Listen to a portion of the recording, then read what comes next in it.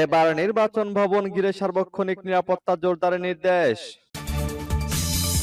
আরো বিস্তারিত জানিয়ে দিব। এদিকে চট্টগ্রামে বিএনপির দুপক্ষের সংঘর্ষ, নিহত ছাত্রদল কর্মী। এবার ইসির সঙ্গে বৈঠকে বসেছে জামায়াতে ইসলামী। এদিকে আওয়ামী লীগ ৭১কে নিজেদের সম্পত্তি বানিয়েছে, দাবি শিবির সভাপতির। আরো জানিয়ে দিব, এবার মনোনয়ন প্রত্যাশীদের যে সতর্ক বার্তা দিলেন তারেক রহমান।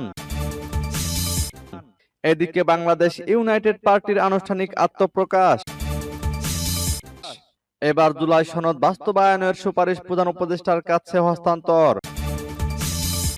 এবং সর্বশেষে জানিয়ে দিব, এদিকে জাতীয় নির্বাচনের আগেই গণভোটের সুপারিশ ঐকমত্য কমিশনের।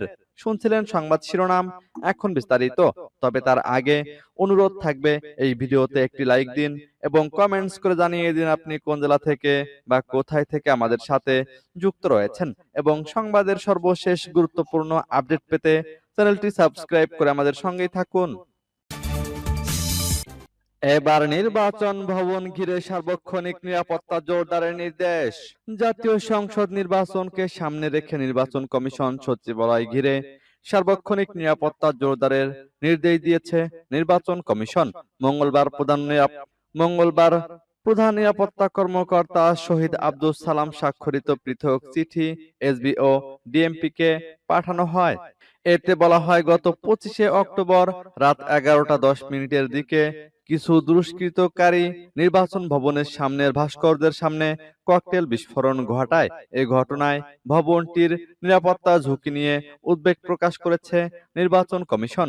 নির্বাচন ভবনের চারপাশে অফিস সময়ের পর ও ছুটির দিনগুলোতে বিভিন্ন ব্যবসায়িক কার্যক্রম চলমান থাকায় নিরাপত্তা হুমকি আরো বাড়ছে বলে কমিশনের পক্ষ থেকে জানানো হয়েছে। এ অবস্থায় ভবনের আশেপাশে ব্যবসায়িক কার্যক্রম সন্ধ্যা থেকে মধ্যরাত পর্যন্ত বন্ধ রাখা এবং পুলিশ টহল বাড়ানোর প্রয়োজনীয় ব্যবস্থা নেওয়ার নির্দেশ দেওয়া হয়েছে। চিঠিতে বলা হয়েছে, আসন্ন ত্রয়োদশ জাতীয় সংসদ নির্বাচনকে অগ্রাধিকার বিবেচনায় নিয়ে জরুরি ভিত্তিতে পর্যাপ্ত পুলিশ সদস্য মোতায়েন করে সার্বক্ষণিক নিরাপত্তা নিশ্চিত করতে সংশ্লিষ্ট কর্তৃপক্ষকে অনুরোধ করা হয়েছে। এদিকে চট্টগ্রামে বিএনপির দুপক্ষের সংঘর্ষ, নিহত ছাত্রদল কর্মী। চট্টগ্রামের তুচ্ছ ঘটনাকে কেন্দ্র করে বিএনপির দুপক্ষের সংঘর্ষে মোহাম্মদ সাজ্জাদ নামে এক ছাত্রদল কর্মী নিহত হয়েছেন। গুলিবিদ্ধ হয়ে আহত হয়েছেন অন্তত ৮ জন। সোমবার দিবাগত মধ্যরাতে নগরীর বাকলিয়া এক্সেস রোড এলাকায় এ ঘটনা ঘটে। স্থানীয়রা জানান, এলাকায় দীর্ঘদিন ধরে আধিপত্য বিস্তার নিয়ে বিএনপির দুপক্ষের মধ্যে বিরোধ চলছে। গত রাতে একটি ব্যানার সরানো নিয়ে উত্তেজনা দেখা দেয়। এক পর্যায়ে বাধে সংঘর্ষ। এ সময় গুলিবিদ্ধ হয়ে ঘটনাস্থলে মারা যান ছাত্রদল কর্মী মোহাম্মদ সাজ্জাদ। আহত হন আরো ৮ জন। তাদেরকে উদ্ধার করে চট্টগ্রাম মেডিকেলে ভর্তি করা হয়েছে। এই ঘটনায় এখনো মামলা দায়ের হয়নি। জড়িতদের ধরতে অভিযান চলছে বলে জানিয়েছে পুলিশ। এবার ইসির সঙ্গে বৈঠকে বসেছে জামায়াতে ইসলামী। নির্বাচন কমিশনের সঙ্গে বৈঠকে বসেছে বাংলাদেশ জামায়াতে ইসলামের ৭ সদস্যের প্রতিনিধি দল। মঙ্গলবার দুপুর ১২টা ১০ মিনিটে রাজধানীর আগারগাঁওয়ের নির্বাচন ভবনের সভাকক্ষে প্রধান নির্বাচন কমিশনার সহ ৫ কমিশনারের সঙ্গে বৈঠকে বসেন জামায়াতের সেক্রেটারি জেনারেল মিয়া গোলাম পরোয়ারের নেতৃত্বাধীন দল। বৈঠকে প্রধান নির্বাচন কমিশনার এম নাসির উদ্দিনের সঙ্গে ৪ কমিশনার রয়েছেন। জামায়াতের প্রতিনিধি দলে রয়েছেন সেক্রেটারি জেনারেল মিয়া গোলাম পরোয়ারের নেতৃত্বে ৭ সদস্যের প্রতিনিধি দল। এছাড়াও জামায়াতের প্রতিনিধি দলে রয়েছেন সহকারী secretary general doctor Hamidur Rahman Azad, মাওলানা এটিএম মাসুম, মাওলানা রফিকুল ইসলাম খান, কেন্দ্রীয় কর্ম পরিষদের সদস্য ও প্রচার বিভাগের সেক্রেটারি মতিউর রহমান আকন্দ, ঢাকা মহানগর দক্ষিণের আমির নুরুল ইসলাম বুলবুল এবং ঢাকা মহানগর উত্তরের আমির সেলিম উদ্দিন। তবে বৈঠকে আলোচিত বিষয় সম্পর্কে কেউই গণমাধ্যমে কথা বলেননি। ২৩শে অক্টোবর দেশের অন্যতম রাজনৈতিক দল বিএনপি নির্বাচন কমিশনের প্রতি ইসলামী ব্যাংক সহ ইসলাম সমমনা প্রতিষ্ঠানগুলোর কর্মকর্তা কর্মচারীদের নির্বাচনী দায়িত্ব না দেওয়ার আহ্বান জানিয়ে চিঠি দেয় কমিশনে। এদিকে আওয়ামী লীগ ৭১কে নিজেদের সম্পত্তি বানিয়েছে, দাবি শিবির সভাপতির।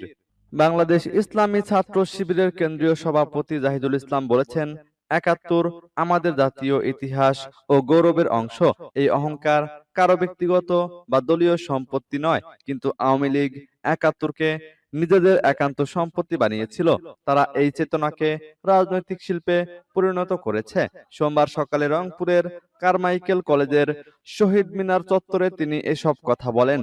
বাংলাদেশ ইসলামী ছাত্র শিবির রংপুর মহানগর শাখার আয়োজনে নবীনবরণ ও বিভাগীয় মেধাবীদের সংবর্ধনা অনুষ্ঠানে তিনি প্রধান অতিথি ছিলেন।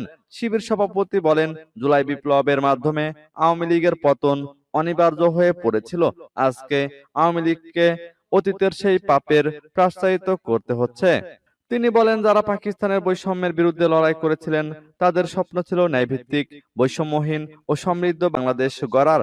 কিন্তু স্বাধীনতার পর যারা রাষ্ট্র পরিচালনার দায়িত্ব নিয়েছেন তারা পাকিস্তানের শাসকদের চেয়েও বড় স্বৈর শাসকে পরিণত হয়েছেন। তাই বাংলাদেশের মানুষের ভাগ্যের উন্নয়ন হয়নি। এবার মনোনয়ন প্রত্যাশীদের যে সতর্ক বার্তা দিলেন তারেক রহমান। একদিনের মধ্যে স্থায়ী কমিটির বৈঠক হওয়ার কথা রয়েছে। এরপরই একক প্রার্থীকে মনোনয়ন নিশ্চিতের কথা জানানো হবে। ভেদাভেদ ভুলে ঐক্যবদ্ধভাবে দল মনোনীত প্রার্থীদের পক্ষে কাজ করতে নেতাদের বার্তা দিয়েছে বিএনপি। ঐক্যবদ্ধ না থাকলে সামনে আরো কঠিন সময় আসবে বলে মনোনয়ন প্রত্যাশীদের সতর্ক ও সজাগ থাকার জন্য আহ্বান জানিয়েছেন বিএনপির ভারপ্রাপ্ত চেয়ারম্যান তারেক রহমান। নিজেদের মধ্যে কাদা ছোড়াছুড়ি করলে প্রতিপক্ষ সুযোগ পাবে বলেও নেতাদের সতর্ক করা হয়েছে। সোমবার শেষ দিনে 5 বিভাগের মনোনয়ন প্রত্যাশীদের সঙ্গে মত বিনিময়ের সময় তিনি মনোনয়ন প্রত্যাশীদের এসব সতর্ক বার্তা দেন। দলের সম্ভাব্য প্রার্থীদের সঙ্গে ধারাবাহিক বৈঠকের অংশ হিসাবে এদিন সিলেট, খুলনা, রাজশাহী, বরিশাল ও ঢাকা বিভাগের জেলাগুলোর মনোনয়ন প্রত্যাশীদের নেতাদের সঙ্গে মত বিনিময় করেন তারেক রহমান। বিকালে দলের চেয়ারপারসনের গুলশানের রাজনৈতিক কার্যালয়ে পৃথকভাবে 5 বিভাগের মনোনয়ন প্রত্যাশীদের সঙ্গে কথা বলেন তিনি। এদিকে বাংলাদেশ ইউনাইটেড পার্টির আনুষ্ঠানিক আত্মপ্রকাশ। সরকার ঘোষিত সময় অনুযায়ী আসছে ফেব্রুয়ারির প্রথমার্ধে আগামী জাতীয় নির্বাচন অনুষ্ঠিত হবে। নির্বাচনের আগে দেশের রাজনীতিতে নতুন নতুন রাজনৈতিক দলের আত্মপ্রকাশ ঘটছে। মঙ্গলবার আনুষ্ঠানিক আত্মপ্রকাশ করেছে বাংলাদেশ ইউনাইটেড পার্টি নামের নতুন একটি রাজনৈতিক দল। মঙ্গলবার সকালে জাতীয় প্রেস ক্লাবের জহুর আহমেদ চৌধুরী হলে এক সংবাদ সম্মেলনের মাধ্যমে দলটির আনুষ্ঠানিক আত্মপ্রকাশ হয়। মুক্তিযুদ্ধ ও মুক্তিযোদ্ধাদের ইতিহাস যথাযথভাবে সংরক্ষণ, মূল্যায়ন ও সুরক্ষা নিশ্চিত করা সহ 18টি লক্ষ্য ও উদ্দেশ্য নিয়ে আত্মপ্রকাশ করেছে দলটি। বিইউপি নামের নতুন এই রাজনৈতিক দলের চেয়ারম্যান জাকির হোসেন প্রধানিয়া সংবাদ সম্মেলনে তিনি বলেন, এই দলের মূল লক্ষ্য হলো মুক্তিযুদ্ধের মাধ্যমে অর্জিত স্বাধীন বাংলাদেশে গণতন্ত্রের প্রাতিষ্ঠানিক রূপ দেওয়া, জনগণের অধিকার সংরক্ষণ করা, রাজনৈতিক ভারসাম্য প্রতিষ্ঠা, আইনের শাসন নিশ্চিত করা ও একটি উন্নত ও আধুনিক বাংলাদেশ রাষ্ট্র গঠন করা। এবার জুলাই সনদ বাস্তবায়নের সুপারিশ প্রধান উপদেষ্টার কাছে হস্তান্তর। জুলাই জাতীয় সনদ বাস্তবায়নের উপায় সম্পর্কিত সুপারিশ অন্তর্বর্তী সরকারের প্রধান উপদেষ্টা অধ্যাপক মোহাম্মদ ইউনূসের কাছে হস্তান্তর করেছে জাতীয় ঐকমত্য কমিশন। ঐকমত্য কমিশনের সহসভাপতি অধ্যাপক আলী রিয়াজ মঙ্গলবার দুপুরে মোহাম্মদ ইউনূসের হাতে এই সুপারিশ তুলে দেন। মোহাম্মদ ইউনূস ঐকমত্য কমিশনের সভাপতি। সুপারিশ হস্তান্তরের সময় উপদেষ্টা পরিষদের অন্য সদস্যদের পাশাপাশি উপস্থিত ছিলেন ঐকমত্য কমিশনের সদস্য বিচারপতি মোহাম্মদ এমদাদুল হক, ইফতেখারুজ্জামান, বদিউল আলম মজুমদার, সফররাজ হোসেন, মোহাম্মদ আইয়ুব মিয়া ও প্রধান উপদেষ্টার বিশেষ সহকারী মনির হায়দার। সংস্কারের মাধ্যমে সুশাসন, গণতন্ত্র ও সামাজিক ন্যায় বিচার প্রতিষ্ঠা এবং কর্তৃত্ববাদী শাসনের পুনরাবৃত্তি রোধ করার উদ্দেশ্যে অন্তর্বর্তী সরকার সংবিধান, নির্বাচন ব্যবস্থা, বিচার বিভাগ, জনপ্রশাসন, পুলিশ ও দুর্নীতি দমনের ব্যবস্থায় সংস্কারের সুপারিশ দেওয়ার জন্য 6টি সংস্কার কমিশন গঠন করে। এদিকে জাতীয় নির্বাচনের আগেই গণভোটের সুপারিশ ঐকমত্য কমিশনের। জাতীয় সংসদ নির্বাচনের আগেই গণভোটের আয়োজন করার সুপারিশ করেছে ঐকমত্য কমিশন। এ ব্যাপারে নির্বাচন কমিশনের সঙ্গে দ্রুত যোগাযোগের তাগিদ দেওয়া হয়েছে। মঙ্গলবার দুপুরে রাজধানীর ফরেন সার্ভিস একাডেমিতে সংবাদ সম্মেলনে একথা জানান জাতীয় ঐকমত্য কমিশনের সহসভাপতি প্রফেসর ডক্টর আলী রিয়াজ। তিনি বলেন, সরকার আদেশ দেবেন এটা সরকারের হাতে রেখেছি, আর গণভোটের ব্যাপারে সুনির্দিষ্ট কোনো দিন নির্ধারণ করে দেয়নি। আদেশ দেওয়ার পর থেকে নির্বাচনের দিন পর্যন্ত গণভোট করবেন, আমরা কোনো দিনক্ষণ বেঁধে দিচ্ছি না। আলী রিয়াজ বলেন, সরকার কিভাবে জুলাই জাতীয় সনদ বাস্তবায়ন করতে পারে সেই সুপারিশ আমরা দিয়েছি। সুপারিশের কোনগুলো আদেশের মাধ্যমে বাস্তবায়ন করা হবে সেটি আমরা আলাদা করে দিয়েছি। তিনি আরো বলেন, ৬টি সংস্কারের কমিশনের ১৬৬টি সুপারিশ রাজনৈতিক দলগুলোর কাছে পাঠানো হয়। ৩০টি রাজনৈতিক দলের সঙ্গে বসে সুপারিশগুলো আলোচনা করা হয়। রাজনৈতিক দলগুলোর মতামত, বিশেষজ্ঞদের মতামত ও কমিশনের সদস্যদের অভিজ্ঞতা মিলিয়ে সুপারিশগুলো করা হয়।